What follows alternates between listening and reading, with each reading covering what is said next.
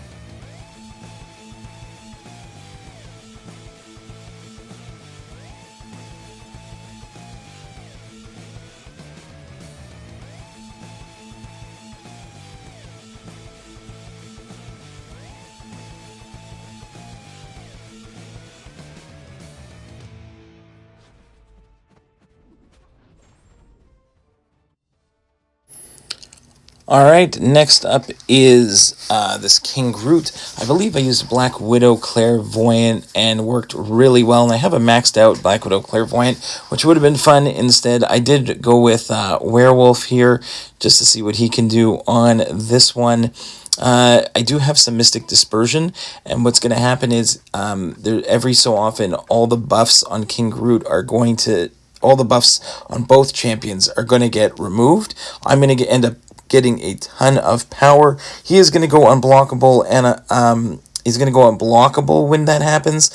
So I do have to be careful about that. But for the most part, I think there's only one point in time where he goes unblockable really close to a special 2, and I end up evading it just at the last second before he goes unblockable. But other than that, he just throws special ones a lot. We're going to try and see here. There we go. He got the unblockable and a fury, but I shot up straight to special 3. So I'm going to throw that. And I end up doing a bunch of special 2s. Ton of damage from the special 2s. Yes, he can purify those like ruptures when he is in the fury phase, but in the regen phase, it is not an issue. All those ruptures are going to stick.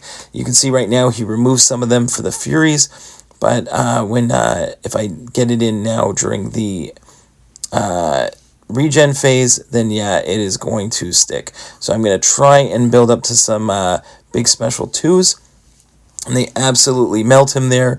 Really nice right there. And I think here's where he throws the special 2 right as he's going unblockable. And we're going to special intercept into another special 2. And we are just going to slowly melt him away here. And that's it. Werewolf worked really nice. But again, I think Claire in the poison phase also worked really great here because you could get a little bit more power control. And you can just get rid of all his buffs. And then if he doesn't have buffs, he's not going to be going, I think, the unblockable portion of this. So I think Claire's really good. Werewolf worked really nicely. And yeah, I'm going to let the music play out. We'll see you in the next fight.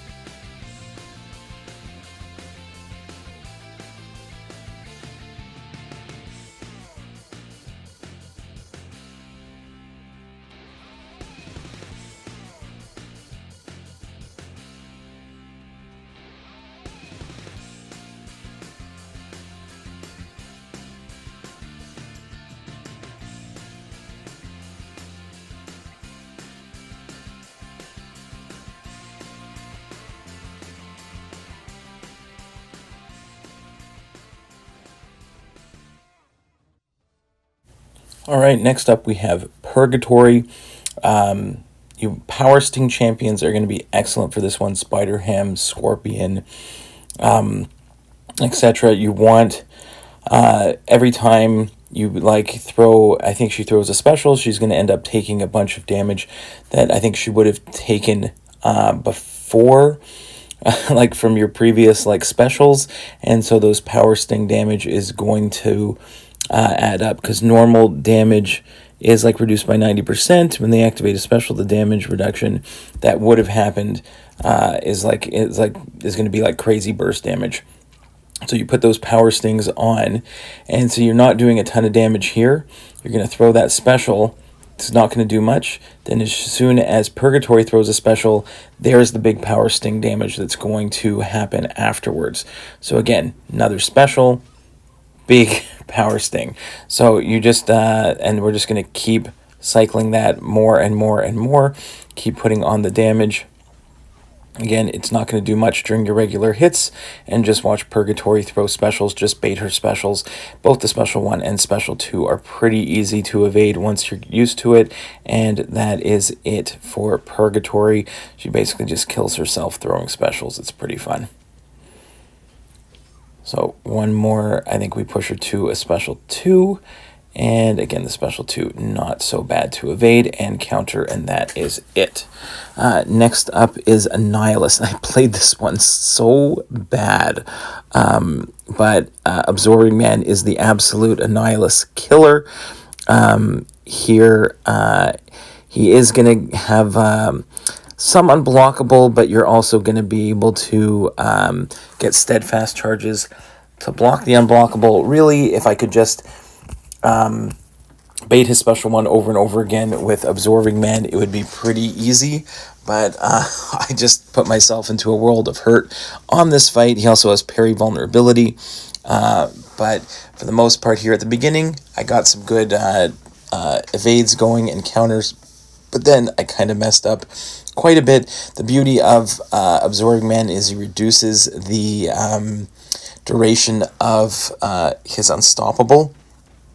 So if he does get an armor break on you, and you do dash back, you can see that Unstoppable pops up with the writing on the right hand side, but the actual buff kind of disappears. And I just kept getting hit by his special one. But luckily we are Absorbing Man, and I actually ended up using a couple like medium light mediums in order to get my like regen back, because we had a whole bunch of our charges, because we're immune to the armor break that he tries to put on you. So at some point I end up getting some healing back. So there we go, we've got the healing back on. We do have steadfast charges, and we're pretty much ignoring everything that the node has to offer just by going with Absorbing Man. There, I get hit again. I just could not get into a good rhythm of evading his special one. Sometimes it works great, and I can do it 15, 20 times in a row. Sometimes I couldn't buy an evade at the beginning of his special one, but Absorbing Man did the trick. There we get a good one, and did everything we needed. Again, a striker is actually pretty helpful here, because again he has parry vulnerability, so it works out pretty well. Again, helps you just get some openings. And again, even though we played pretty bad in this one, I still managed. You can see, oh, terrible. Just kept getting clipped by him, get clipped by him again and again and again. But Absorbing Man held his ground, and you could probably play a million times better than I did on this one. But we do get through it and manage to get the solo, and that's really all that matters. And again, it doesn't matter if you end a fight in the Crucible with 100% health or 1% health the next fight. When you swap in your champion, you're back at 100% again. So we do manage to get through this one, and yeah, it's not so bad. Next up is Mojo, and I saved my rank 2 Spider-Ham for this one. And again, you can see I was really lazy. I did not put the striker on, like the relic on this one, but I didn't really need it. Spider-Ham is like, has reduced, takes reduced degen anyways. And the idea with this Mojo here is that if Mojo does put the degens on you, then you just knock down Mojo to put the degens back on to him, and then that's where Mojo's going to be taking a bunch of extra damage. So you can see here, I get the degens on me, transfer them onto Mojo, and Mojo takes a bunch of damage.